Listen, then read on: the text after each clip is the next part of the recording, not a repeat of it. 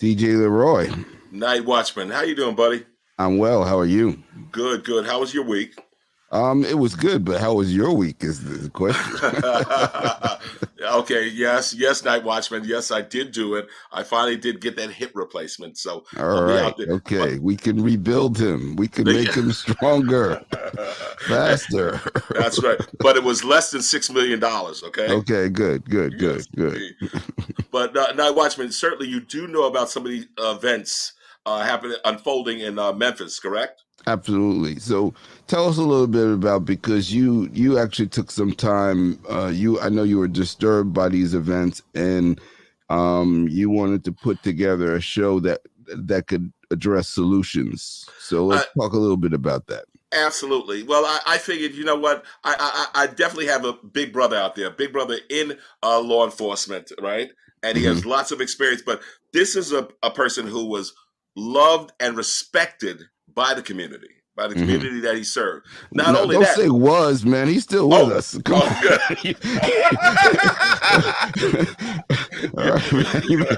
You're right. We're not here. This is not a eulogy, man. It's an introduction. Come on, bro. You're after Night Watchman. Okay, you know what? I'm gonna bring him on. Yes, I got to show that he's still alive. Yes, the former commanding officer of the 28th precinct in Central Harlem, Dwayne K. Montgomery. How you doing, Dwayne? Hello, everybody. I'm well. Good, man. Yo, you know, I miss you, brother, but I will always remember you for basically having the hands-on approach for activities and actions in the community that you were serving. You know, making your officers who were under your command accountable, but also meeting with community groups from the Greater Harlem Chamber to the police precinct council, all of them, and just answering some of the tough questions. So, brother, thank you. This is why, as you say, Night Watchman, they still love him. Okay. All right, but let's also talk about his role as founder and executive leader of Public Safety Reimagined LLC. And Dwayne, can you tell us a little bit about what that role entails? Yes. Watching what's going on in the world of policing, we understand that there's a lot of talent that retired from the NYPD. So instead of letting that talent just go to waste, we all got together, 5 of us got together and formed an organization or a company called Public Safety Reimagined. And the purpose of that is that we provide insight, tactical directions towards how we can reimagine policing, make it more answerable to the communities, more community friendly, but yet still accomplish its mission. Excellent. Well, you know what, Dwayne, please bring out some of your colleagues. Okay, great. First, I'd like to bring out Charlane Brown. Nice. Charlane Brown is also a retired inspector from NYPD. I will let her give you her background. Okay, Charlane, do tell. Hello, everyone. And before I tell you a little bit about myself, let's add a little bit more and give Dwayne some of his flowers. So I'm a retired NYPD deputy inspector as well. And I'm not going to name you here, but several years back, I was the duty inspector in what was called Manhattan North, Upper Manhattan, which encompassed the village of Harlem. And as one of my jobs would be to visit the different precincts to supervise, to make sure that the officers were doing their jobs. And you were especially supposed to do that if there was a precinct where that commander wasn't working for the evening. And if the commander was working, you usually can skip that precinct. So didn't know that at the time, Inspector Dwayne Montgomery was working. So I went in and they said, oh, the inspector's here. And I'm like, well, I don't see him around. Where is he? They pointed in the back into the cells. He's sitting at the cells outside, talking to the brothers inside. Why are you doing this, brother? What's going on? What can we do to get you on the right path? And so that's a testament to the type of community policing that Dwayne Montgomery embodied and other officers embody everywhere. But I meant to introduce myself. So as I said, my name is Sean. I was a member of the NYPD for 26 years. I retired as the rank of deputy inspector. I was the 5th Black woman ever to be promoted to the rank of captain in the NYPD. Wow. And Wow. also an attorney and college professor at Berkeley College, and a police fellow in police studies, a Fulbright fellow. So happy to be here with everyone. Excellent. Excellent. Dwayne, next, who's on deck? Next, I will bring out Derek Jackson. All right, Derek, come on out. Good evening, Yeah. everyone. Good evening. How you doing, buddy? I'm doing well. Thank you for having us. Thank you for inviting us. I appreciate that. Oh, absolutely, absolutely. So Derek, do tell us briefly your a little background story. Yes, I became a transit police officer back in 1982. That was a long time ago. I retired from the New York City Police Department in 2002, Nice. right after 9/11. Wow. I was fortunate enough to be exposed to a lot of powerful police officers and people who influenced my career in the police department. I didn't come into the police department with anyone in my family that was a police officer before me. I was the first one. So my career was influenced to be a professional law enforcement person by those around me.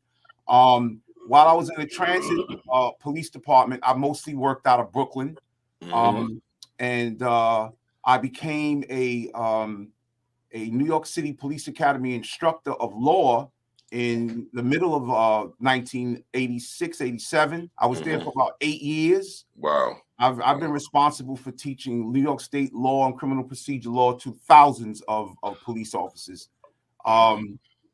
Nice. I was lucky enough while I was in the police department, I got transferred to the intelligence division in a unit called HIDTA, High Intensity Drug Trafficking Area. Oh, yes. Yes. And while there, the reason why I did that because I could work midnights, and I became a student at Teachers College, Columbia University. I had my master's in education. And while I was a police officer, I was also a New York City teacher. Wow. I worked midnights as a officer, and in the days I was a teacher in public schools, and I loved it. See, NightWatchman, this is the type of stuff. You thought you were getting a number of just brutes, really? These educated peeps. Why would I think that? I'd have to fire you.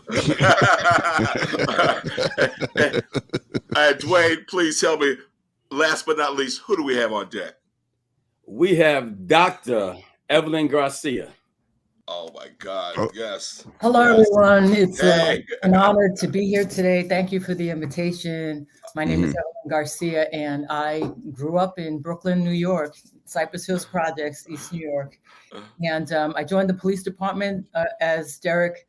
I was in the same situation. I had no family members. I just had, I think actually part of my family members were, in the justice system. And, actually, I joined the New York City Police Department just out of necessity, right? And so I had no idea what I was setting myself up for. I just knew that I needed to have some benefits, medical attention, and things like that. And lo and behold, when I joined the agency, I realized that you had many good people that were, I worked alongside many really great people. And I also realized that the New York City Police Department provided me with so many educational opportunities that I didn't really know existed. For instance, the police department, they offer a cadet program where students, that are in college can actually become law enforcement, right? And they pay for education. They offer scholarships. They offered scholarships for law school. They offered scholarships at, the University of Albany, a master's in public administration. They offered so many opportunities so that if you wanted to avail yourself, and learn more about the profession that you're in, those opportunities were there. And I did take advantage of those opportunities. The unions paid for, and the police, the PBA, they sponsor membership, or the membership sponsors your education at John Jay College of Criminal Justice. Oh, so nice. I was able to support my education through the the benefit of those funds, right? And so I worked my way through. I went to John Jay College of Criminal Justice, and I also went on to earn my master's in public administration at John Jay College as well. And then subsequently, I went on to Seton Hall University to earn my doctorate in higher education, leadership management and policy. And all of that, I say all of this, I was a lifelong learner. So I was learning while I was on the job. Nice. And I was also getting the academic experience. So I'm what you would call a pracademic. Yeah, pracademic. Because I mean, out there, you know, in the world of research, you do have many people that are studying criminal justice and criminology. What are some of the best practices? How to improve the system? And many times it's just from that one perspective, the research oriented. But you know, and so I say the pracademic helped me understand, you know, both sides, right? Policing and theoretically, and how do we come up with these solutions and taking into consideration both sides, right? The real world. Excellent. Yeah, and that's basically it. I used my training. I worked on patrol. I was the administrative supervisor in the police academy, and my main goal, I guess, while I was on the job, was help educate our membership so that we can create leaders that think outside of the box. Excellent. That's correct. Night Watchman, I know you're chomping at the bit. I see it in your face already. So you know what? You need to start it off. Go ahead. Get it popping, son.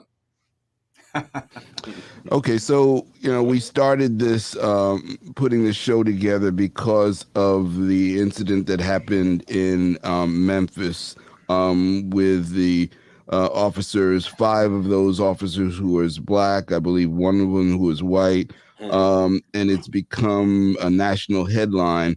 And we wanted to get your take on that situation. What you felt about it, what you thought was right or wrong about the situation, and just basically hear your perspective on that particular incident. Who would like to kick it off? I'll kick it off. Yep. Because Go ahead. my heart is still heavy. You know, when I first saw the tape, I broke out into tears because I have never seen such a level of brutality. And what struck me even more, because I've spoken and presented to many people and have lectured on what to do when you get stopped by the police. And to that angel, Tyre Nichol, he did everything that you usually tell people to do. Wow. He complied. He did everything that I would lecture them to do. And so for that really made me conflicted. It was a very painful moment. And it really made me feel a little bit shameful about actually being in law enforcement. That's how out of the ordinary this incident was. This was not policing. It was not policing at all. Gotcha. And would you say, and I'm going to, Charlane, would you also say that because they were black officers, you also felt a certain burden there? Absolutely. And I think people always do it. You kind of look and you're like, okay, who's involved? And you're like, you know, at this time it was every single one of the officers until now. Much later, we feel that there's one more officer involved. And I saw the hand in the news. I'm like, wait a minute, there's one other officer. And there's another hand. There's somebody else. But for me, that was again an additional burden. And again, because you know, many times the narrative around these issues is about infusing diversity in policing. And here you have an incident that happened in a town where the police chief was black. The town is diverse. And then you have the majority of the officers and the EMS involved that were people of color. So that was even particularly more painful for me, but also to make me say, well, what was the story? You know, what was the real story? Because knowing about cameras and film, you know that you're seeing certain snippets, but what was the whole story? Not to say that there was an excuse, but it was just this very particularly troubling, made me want to say, well, what's going amiss here? Absolutely. And anybody else on this particular incident? Yes. When I watched that video, of course, it was shocking because from the onset of the video, you ask yourself, why they're pulling this guy over. Mm-hmm. And then they started out on 10. They was already hyped up when they went to and snatched this young man out of his vehicle. Wow. And then even from there, you still don't know what their justification was. Mm-hmm. And then just to watch the video unfold, it was just totally unnecessary. They're holding this man and actually beating him, holding this man's hands by his side, actually throwing haymakers at his head, stomping, kicking him, beating him with that ass. Totally unacceptable. Again, it blows the mind. Mm-hmm. Mm-hmm. Uh-oh. Dwayne? Okay. Yes. There you go. Okay. Go ahead. Say that again. Mm-hmm. I said, yeah, it totally blows the mind, just to watch how these guys conducted themselves. And even if you wanted to address this with training, there's no type of training that can more or less guide these guys because of what they were doing. They weren't following any type of procedure or any type of policy. They were just acting out. Mm-hmm. Absolutely. Now, often, as a matter of fact, Dr. Garcia, you have a comment? So you. Oh, no. I mean, my Okay. sentiments, I share the same sentiments as my colleagues, Charlane and Dwayne. It was just really heartbreaking and painful to watch. And again, just what's going on here. And yeah, it was hard to take. Gotcha. Derek? Yeah, I think what Charlene said, she used the word hurt. Mm-hmm. And that's exactly what looking at that did. It hurt. Mm. And it was embarrassing. And in all my training, in all my years as a police officer and a Black male police officer, Mm-hmm. Mm-hmm. I've never seen Black police officers do that. I'm not saying that it didn't happen, Right. but I was never trained that way, Mm-hmm. and I was never around police officers that made me behave like that. Yes. So and Dwayne used shocking. I mean, all of those terms are absolutely correct. I have family members that this really touched. I mean, we had crying. I mean, it was like, oh my God. Before we had a problem, we were afraid of trusting. I'm saying what people are saying to me. Yeah. We were afraid of trusting white police officers. Right. Now we have to be afraid of trusting Black police officers also. Mm-hmm. Like what do we do? Where do we go? Yeah. We don't even want to call the police for anything. Wow. And that's hurtful to know that I put a whole career, and all the colleagues that I'm with on this podcast, we put a whole career into professional policing, and to see 5 individuals, act like that, it's like it took us years behind.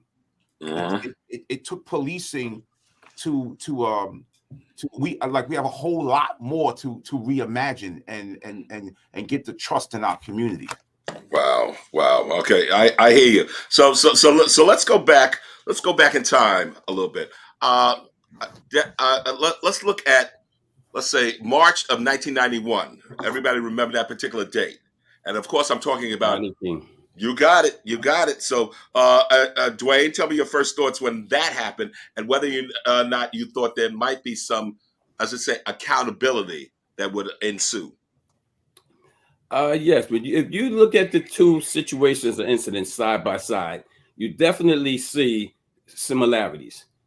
What do I mean by that? You got excessive force being used in both situations. Mm-hmm. Okay. You would have thought that fast forwarding to today, that there would have been some type of change that would have fostered some type of better accountability. Okay. With accountability, police departments are responsible for the strategies that are used, the methods in which they are deployed, the people carrying out these strategies, and the outcome. So where was the leadership? These guys, what they did, it was no hesitation in their actions, which leads me to think or ask the question, how do they operate on a daily basis? How often was this done that wasn't captured on video? Because again, we haven't really come that far when it comes down to us carrying out our police actions when you look at the police culture. Because even though you hear Black officers here, it's still the police culture. that, and the question becomes, how do you hone in on these things and try to catch them before they become problematic to this degree? Absolutely. I guess, yes. Someone else want to weigh in on that? Gotcha. Go ahead. And so, when you asked the question when you saw that, when we viewed that footage in the Rodney King unfortunate incident, what was that expectation? My expectation, I thought we had video. We're going to hold them accountable. There was no doubt about that. And that was the hope of many people. And as we saw, that wasn't the case. So, and to do that analogy or the comparison with what we saw, the unfortunate incident in Memphis, is that the expectation, it just makes me wonder or do a comparison. It makes me wonder, is it because of the fact that in the Rodney King incident, the officers were white and they weren't willing to hold them accountable? And now, and understand that in both instances, they needed to go, right? Yes. But now step forward into the Memphis incident. Now you see because it makes you beg that question. Does this discrimination still exist, right? Because now you have Black officers and very quick to fire and to hold them accountable. Exactly. Let's keep the point, they, in both instances, they both deserve to be held accountable, right? So when we talk about how far have we come in the last 30 some odd years in police accountability, I say using this latest incident with the Black officers, that's not really telling us how far we've come, because you know what? If you compare that, they come far in the sense where they held them accountable immediately. If you look back to other incidents where it involved white officers, it wasn't so immediate. This was the exception, right? Yes. But again, I also understand in this particular incident, it was, unfortunately, the man resulted in a death, right? And in the other one, it was a beating. But you know what? It's still a use of excessive force that has to be examined, and that's how I view it. Absolutely. And one of the things, Dwayne, that you had mentioned, this whole, and there was an article I read recently too, in terms of the tribal mentality of policing. That bottom line, if you're not joining in, then you're a threat. You're against me. So you know what? You better join in on this daggone beating, or else I'm going to be watching out for you. Similar to remember when Serpico wouldn't take the bribes and whatnot, that he was he had to be eliminated. Or I even think about art imitating life. We think about Denzel Washington, Training Day. Remember the particular unit? This was that Scorpion unit that was kind of insular from the rest of the police force. So are there issues when that type of insular type activity of a policing where you basically have no accountability? Tell me. Let me just say this, Trace. We're talking about these incidents and situations. I don't want these two situations, to make a blanket or sweep paint with a broad brush all police departments and all police agencies, because that's not the case. Right. All right. A lot of police departments, and probably the majority of police departments, have taken action, have implemented methods to try to bring about change and reduce the use of unnecessary force. So I just wanted to say that first and foremost. Gotcha. And then now, when you talk about officers intervening and coming forward, that right there is something that definitely has to be studied.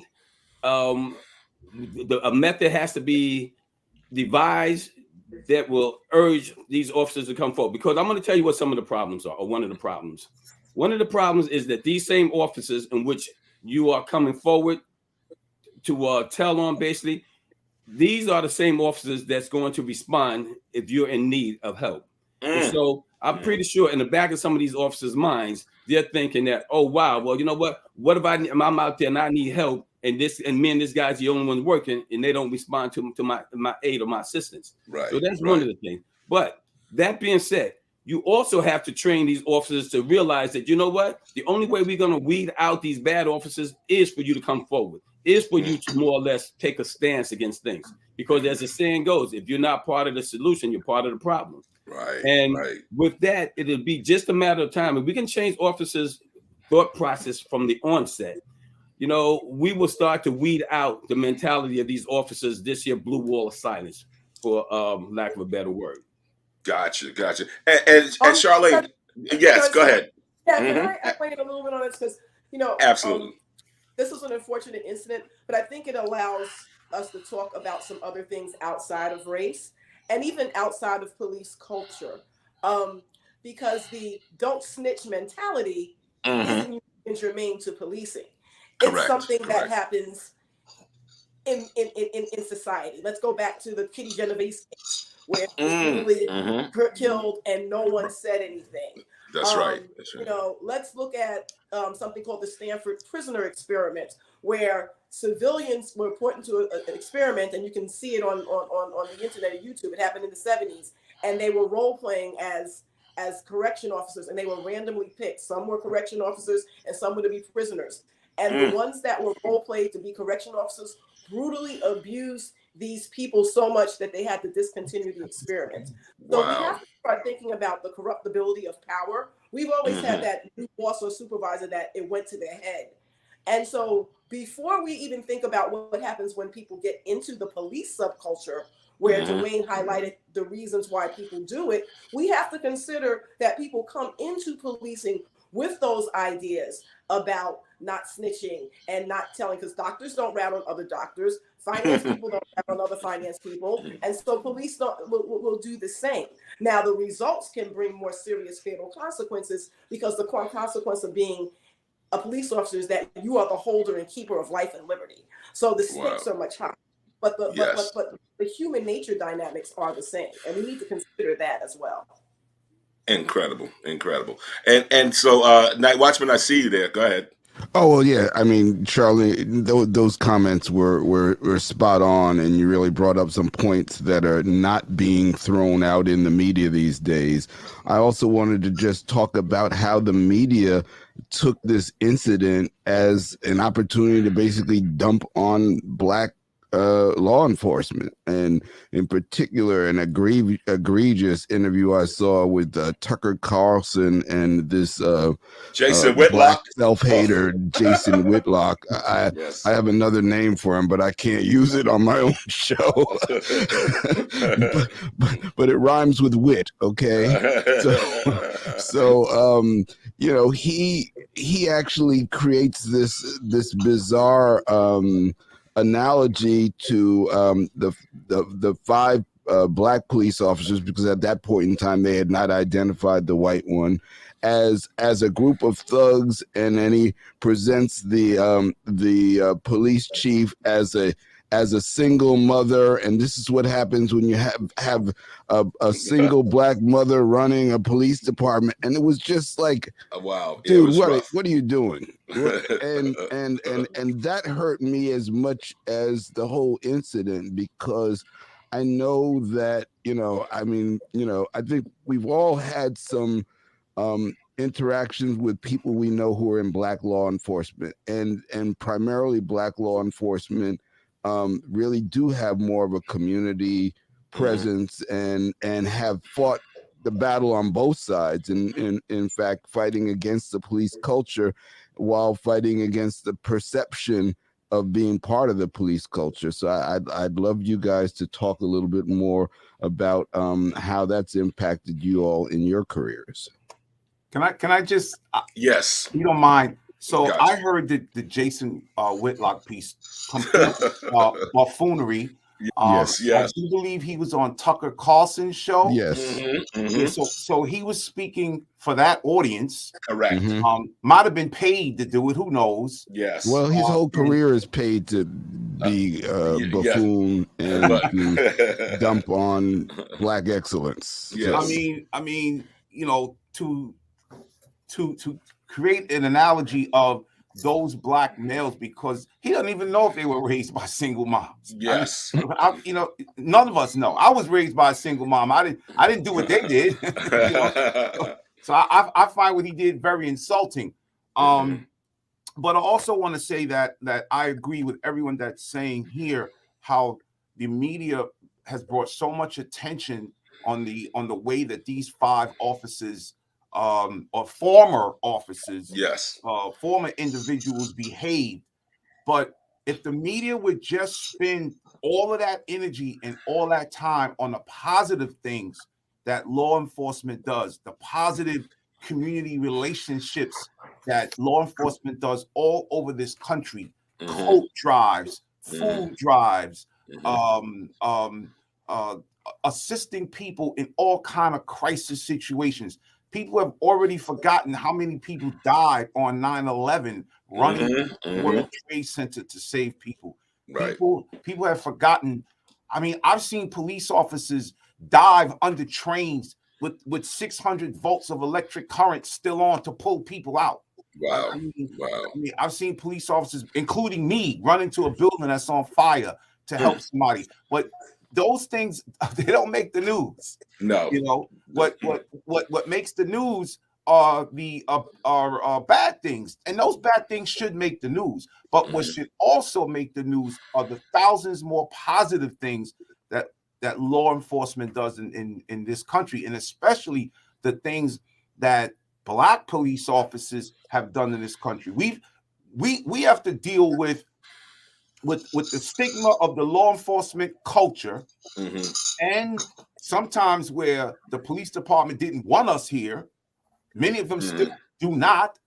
And living with our own family members who fear the departments, but still we have to carry ourselves in a professional way to make this where our family even wants to be a part of law enforcement, giving service and helping people.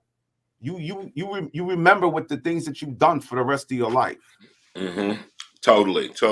So I guess one of the things I will say, having heard that, Derek, you know how a lot of times we watch, let's say, some of the gangster films, some of the mafia films, right? We know that we might have a family member who's part of the mafia, but the others on law enforcement. Let's say you guys, of course, growing up and then going into law enforcement, and I heard you mention it earlier, Evelyn, that you had some family members who may have been touched by by that criminal culture. So, has it been an easy transition in terms of going into police culture, but also possibly staying in that neighborhood or community? Anyone weigh in? Okay, let me take the lead on this. Go ahead. You know, when I first came on the job, which is okay, that's job. That's a NYPD slang for being working with the police department. When I first came on, I was all excited and energetic. It was a learning experience. I came on in 1980, and there weren't that many people of color that was on the job at the time. So I learned a lot from the officers there. And I must admit that working in the community, I started my career in Harlem, believe it or not, in the 2A precinct. And working within that precinct, you know, working amongst my own people, I wasn't afraid of them. I went to school with a lot of these individuals out there. My father was still living in Harlem at that time. So I had a great relationship with the community of Harlem. So I wasn't afraid to be out there. And you will learn so much. Once they learn to trust you and they respect you, the community will also protect you. Yes. That's what we have to understand. When we talk about community policing and all that, it's all about us establishing that relationship with the community so we can work together for a common goal. Work to reduce the crime, work to improve the conditions, to therefore improve their quality of life. Beautiful. And once they respect you and they see that you're trying your hardest, and even if you make a mistake, they will understand that it's a mistake. As long as it's a mistake of the heart and not a mistake of the head, they're more than willing to support you. And you sit down with them at the round tables, open your doors to the community. Let the community come in and sit down and tell you what's going on, because they're more than willing, but you have to also be willing to listen. Absolutely. Evelyn, I saw you also nodding your head. Yeah. I just had something that was totally Go ahead. The discussion is with African American officers or Black officers, and I had I was just thinking about what it's like being a Latinx officer, right, and being a female. It was difficult, but what I just always thought that there just really needed to be an examination of like what happens to Latinos when they go into law enforcement, because you see that those officers that have that ability to assimilate into the white culture, they have a different reaction. And I'm just, that's why I was nodding my head. It was really difficult to navigate, or it was very challenging. Definitely. I guess I can definitely say on your end, Evelyn, certainly we do know in terms of the tragedy out of the 3-2 with the 2 Latinx officers there, and who were beloved by the community because they were perceived as fair and engaging to the community. People knew them, walking the streets, saying hello, that type of thing, not apart from the community. So I absolutely know that, as you say, officers of color, definitely it's a different challenge. And please, Charlane, please tell me about your experience. So my experience was a little different. My dad was a member of the NYPD. He was a detective. My brother was the detective. I had my dad's shield. We used to have a joke in the family. My mom was a police administrative aide and investigator. So the joke was like everybody was in the NYPD except for the dog.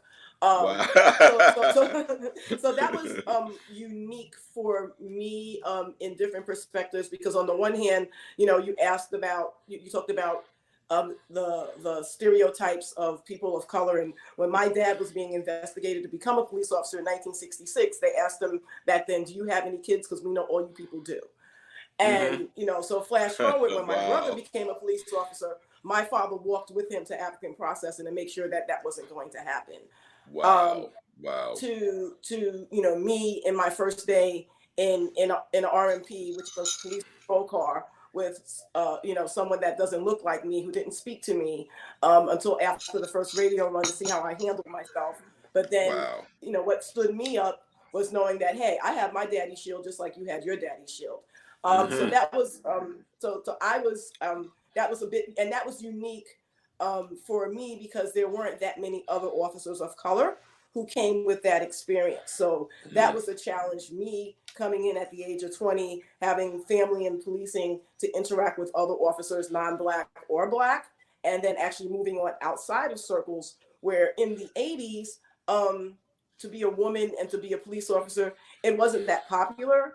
So in certain circles, people would make sort of off remarks. I remember one time I was at this big event at Windows of the World, and I was introduced to someone that had a high federal post, and they made a joke about how they received the summons. And flash forward 30 years later, I don't see that now.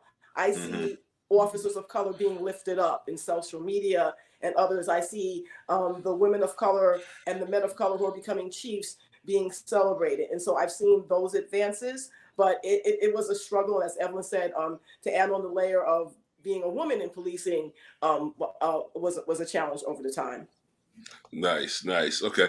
NightWatchman, you and I, we kind of had a little sidebar type thing, because we've had questions or inquiries from some of our colleagues about, let's say, when you are a Black police officer, that you go in there extra hard. I'm throwing out to you guys. Have you seen a certain aggressive mood for Black officers or officers of color to be more, let's say, assertive or aggressive in their nature when policing? Anyone weigh in? I like to start that one off. First of all, I didn't know my colleague Charlene. I believe her and her family should come out with the Black Bloods. We got the Blue Bloods. I couldn't help myself with that one. That's a good one. I love the Blue Bloods, but I would even love more to see the Black Bloods. So, I need a streaming deal. But I to answer that question, because that's a great question. I've seen some Black officers in my career who kind of assimilate, as Evelyn said. They even changed their voices. Wow. You know, they want to feel like Dwayne said, a part of the culture. But I've also seen some Black officers that know they Black first, that they're not blue first, that are radical, that don't mind saying at roll call. And roll call is when the officers get together before they go out together, and the sergeant's giving out assignments. And I've seen very strong, positive Black police officers say, "Don't send me with anybody who wants to beat on somebody, because I'm not doing that. Send me on patrol by myself, or send me out with like-minded officers like myself." Nice. And that's why when I saw what those 5 former officers did, that's why it was so shocking to me. Like, where did these things come from? So yes, you do have some assimilation, but you also have, I mean, there's Black organizations that support Black police officers, and that we can talk with each other. There's Black organizations that mentor the community. Noble, for an example, National Organization of Black Law Enforcement Executives. I used to be an instructor in Noble, where I gave my time to teach in churches or community halls or in lunchrooms how to pass the police officer's exam. And those are the kind of things that are not talked about, and those are the kind of things that that we can give individuals a culture where you don't have to assimilate to abusing our own people. Absolutely. Well, on that particular note, Derek, and this is to all of you, has there been, let's say, an uptick in officers of color in terms of applying for the job? I haven't looked at all of the recent statistics, but when I did a few years ago, the level had actually not only been flat, but started to decline. I have seen some reports that, first of all, recruitment nationally for law enforcement is a challenge. I know when I teach my students, I've had some students say, you know, "Professor, I wanted to be a police officer, but after I see all these things happening, I don't want to do it anymore." And you hear the cries for recruitment, but when you also hear the moves for the tightening of the reform, and seeing all these things that happening and being in the middle of the turmoil, is an obvious human reaction for people to stay away from law enforcement. So I would say anecdotally that there hasn't been a rise in people of color seeking jobs in policing. You'll see talks of diversity, but when you say diversity and you peel back all the layers and bring out the pie chart, the number of African Americans is either remaining flat or lower. I think, and the number of Latino Hispanics might have a slight increase, but it's not at the levels that it should be.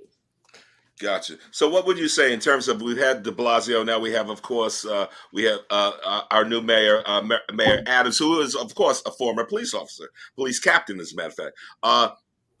Those particular numbers that you just quoted, Charlene, are they still flat like that? Or have we seen, because he touts a real increase in terms of leadership roles? Specifically, I think he's been going in terms of the female route, in terms of more women officers and whatnot. Is that something that you guys have noticed?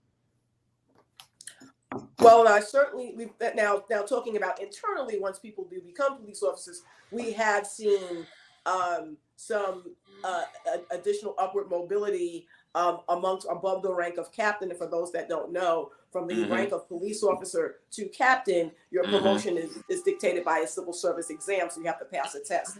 After the level of captain, it's discretionary. So there's conversations about the numbers of people above the rank of captain, and the layers and levels of diversity, and also who's commanding what units and who's getting the plum assignments. And so we have seen more individuals of color taking roles, because there is a lot of talent in a lot of police agencies, and still going some colleagues. There is a lot of talent among the ranks of the people of diverse backgrounds that really deserve those positions and should be in those positions. And now they're starting to get those positions.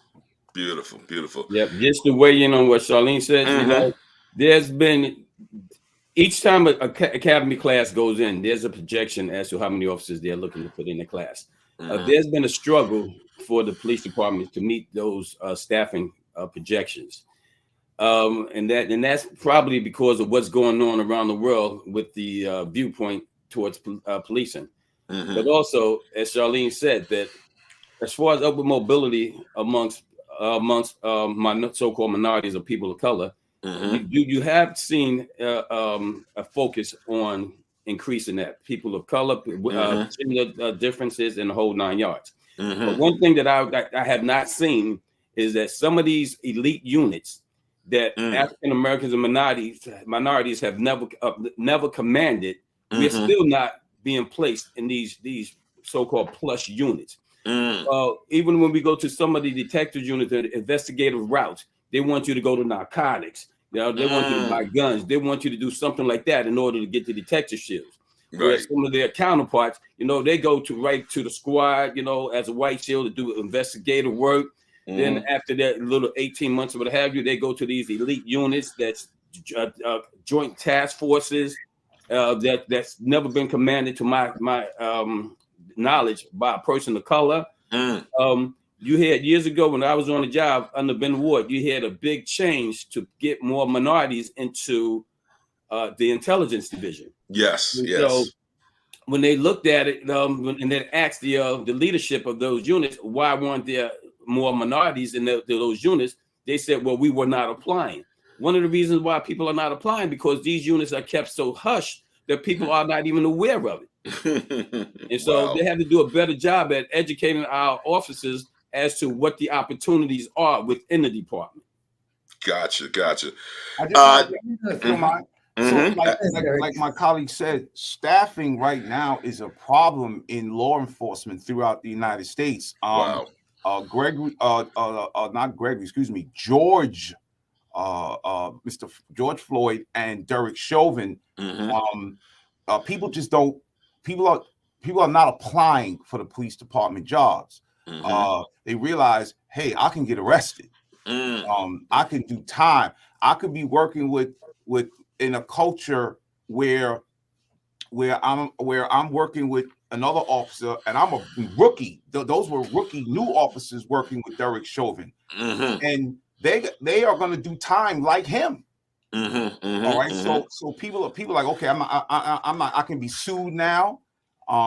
They want to take away immunity from officers being covered. There's the video cameras everywhere, and the pay for in many locations is just not enough for the risk, especially in the peace officer titles. The officers who work in homeless services and school safety and hospitals, you know, the pay discourages people from taking these jobs. So almost every law enforcement agency in New York City is understaffed. Everyone's doing mandated multiple tours. So there's burnout.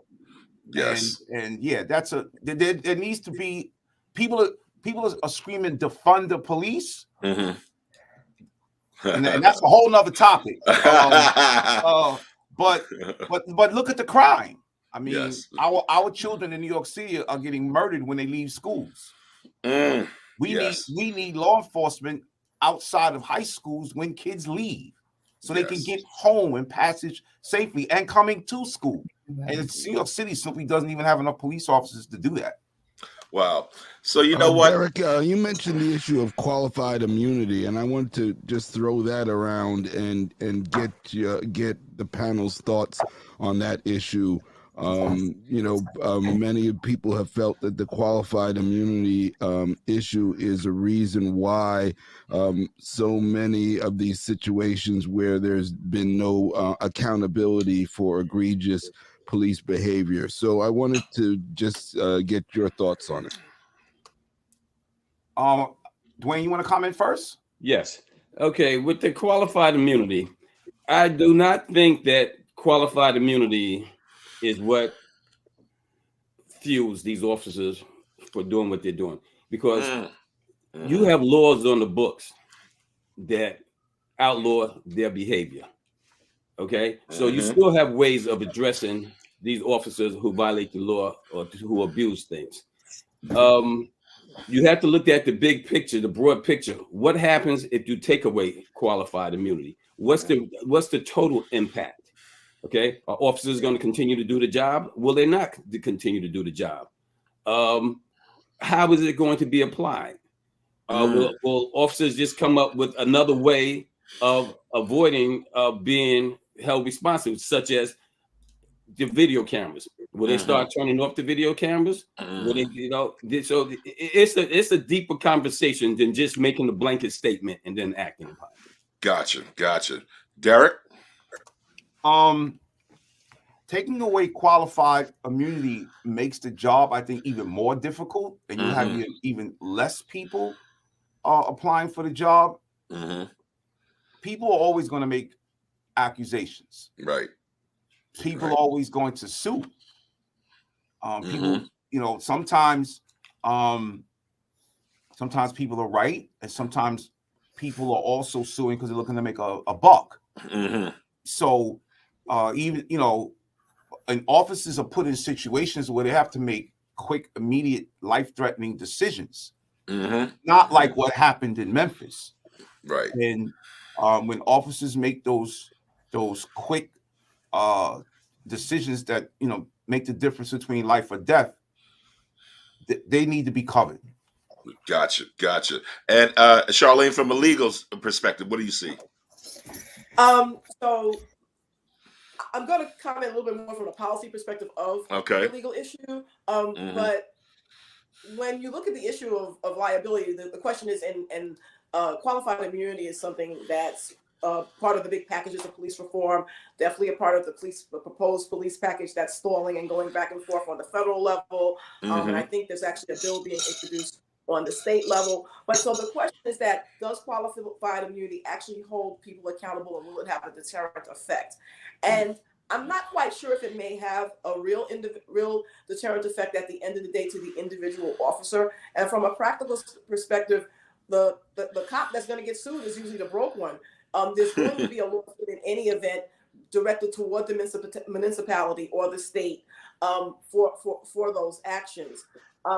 So while it's a very strong statement, while I think it may begin to have some deterrent effect, I think, like Dwayne said, it may start to wear off and not have the intended results that everyone else really wants. Gotcha. You know what? In this remaining time, I need to actually pose a question to all of you in terms of, let's say, police reform, police accountability going forward. What does it look like to you? What do you imagine it will look like? True accountability and reform. Anyone want to start off? Let me start off. I think police reform will consist of getting a better viewpoint of, one, what the community concerns and needs are. In order to address these things, you have to know what they are first. So therefore, you need interaction with the community. You need to see how community-based organizations and groups and other government organizations can assist you in eradicating certain quality of life conditions and improving the quality of life for everybody. Then lastly, you have to take a look at crime and then focus in on crime, what's happening, where's happening, who's committing these crimes. And when you're dealing with crime strategies, it's not just enough to know on a daily basis, this, that, and the third. All right. You have to definitely look at and analyze your CompStat numbers, meaning that you have to know the 2-hour period in which crime occurs in your command.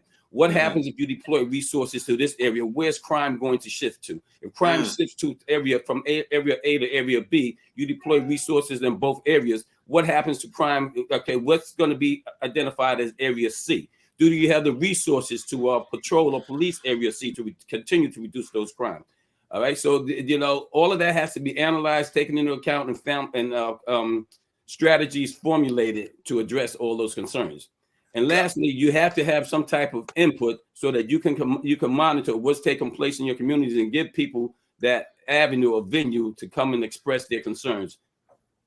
Excellent. Anyone else? Go ahead. I think true accountability will happen. There are 18,000 police departments in the United States. Wow. So I think true accountability will happen when there's incidents like this. Each police department takes a step back and starts to assess itself and to make sure and review and be proactive to make sure that they can mitigate any of these challenges happening again in their department. And true reform will also happen when there is a space created, whether there is the mentoring that we spoke of earlier, to really have conversations about culture, but not just the police culture, but culture that individuals actually bring with them, the social behaviors that people bring in with them to the police department, and figure out how to make that transition from civilian to officer, from officer to supervisor and beyond. And when that happens, then there'll be a space for true police reform. Gotcha. Evelyn, tell us. Oh, I'm writing notes. It's I agree with all my colleagues. You know, it's if you can't, when you think about police reform and accountability, you know, there's not just like a one size fits all approach. Right? So, you know, these present these opportunities for individual agencies to take a step back.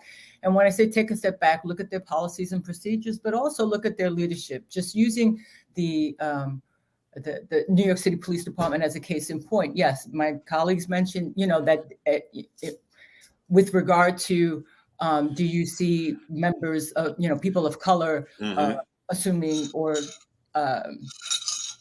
in the higher ranks, in the leadership, right? And so, and then Dwayne mentioned, you know, just not looking at in the leadership, is looking at in these individual specialized units, right?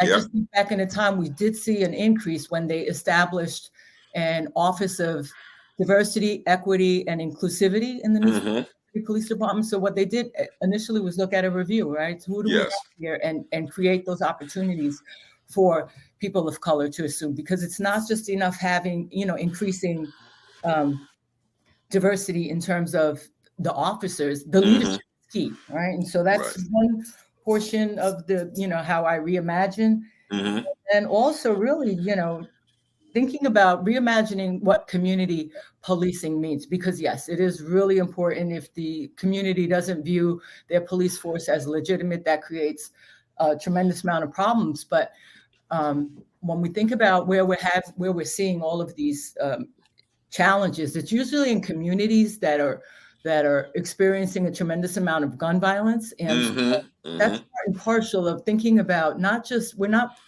I think the bigger concern is not, you know, the police are using excessive force or committing violence against community members. I think it's more importantly, you know, the gun violence as a whole, and how do we address that? And I think that if we frame gun violence as a public health issue, we will get more traction. And it's about getting the community. So it's community-based policing, getting these organizations collectively to sit with, you know, police departments and try to come up with some solutions, right? And just having a seat at the table and working through these things, because there's a lot of other institutions that can be part of the problem: Department of Education, health and hospitals, all these different organizations. And that's how, at least in my mind, how I reimagine, you know.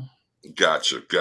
Public safety, not just policing, public safety as a whole. It's not just a police problem. It's an entire community's problem. Gotcha. And Derek, your vision. So I just want to just say that I was having this conversation with our fifth partner. I think it's important that we share our fifth partner, Dr. Oscar Odom III. He's part of Public Safety Reimagining, that was not able to be here this morning.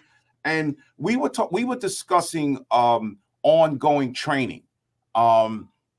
I know people like to use the word training a lot with police departments, but policing and law enforcement is asked to do so many things: social worker, healthcare provider, enforce the law, respect their communities. And I think that there needs to be more training, and even different training, more compassionate training, even from the start when you're in the academy. A lot of academies teach police officers policing, and they teach them, how to use force correctly, but it needs to be ongoing. Gotcha. You can't have training 1 week or 1 day for police officers, and that training needs to include counseling the officers also, because of what we see, what we do, what we are involved with. And that goes even further to the discussion of defunding the police. When you defund police, you can't train the police because this training costs money. And when you have officers doing 12 and 14 and 16-hour days, 3 days a week, the public is demanding that the police be out on the street. They want them in the subways. They want them standing on the corners. But you can't do that if you're not allowing them to be trained and also have time to release them for that training and that counseling and paying for it. Gotcha. So Night Watchman, this sounds like this is going to be also a longer discussion on another show in terms of talking about that particular statement, defund the police, doing a deeper dive. It's been one that we've discussed in the past as well, and I think that we've had some political analysts who felt it was an unfortunate phrasing. We understood the sentiment, but the practical reality is that that's not what we're looking for. What we're looking for was to defund the I think it came from the over militarization. We know there were a lot of police forces nationwide that got all these paramilitary equipment that they've gotten from the federal government, and it's been used in ways that is just kind of hyper policing. And so we can revisit that, but more importantly, I think it's an opportunity for us to thank these men and women who've come on today and shown us a view, a true, I think, a more accurate picture of what Black law enforcement looks like. These are all people who have come up through the ranks, who have been, great community members, and have some real insight in terms of the problems, but more importantly, the solutions. So we are looking forward to hearing more about Public Safety Reimagined, and we support you in your mission going forward to help us strike a balance where policing can be of benefit to the communities that we live in and not a burden. So on that note, you've been listening to WHCR 90.3 FM, the Soul Lounge Primetime Show, also live streaming on YouTube and Facebook. We're on every Monday night, 7 p.m. on the radio, and 8 p.m. we're live streaming. We hope you enjoyed and learned something from the show, and we hope that you come back next week with something very interesting that I don't even know we know what it is yet. But it's going to be good. Well, Dwayne and the rest of the crew, love you guys. Thank you. Thank you so much. Thank you for having us. Thank you all. Absolutely. All right.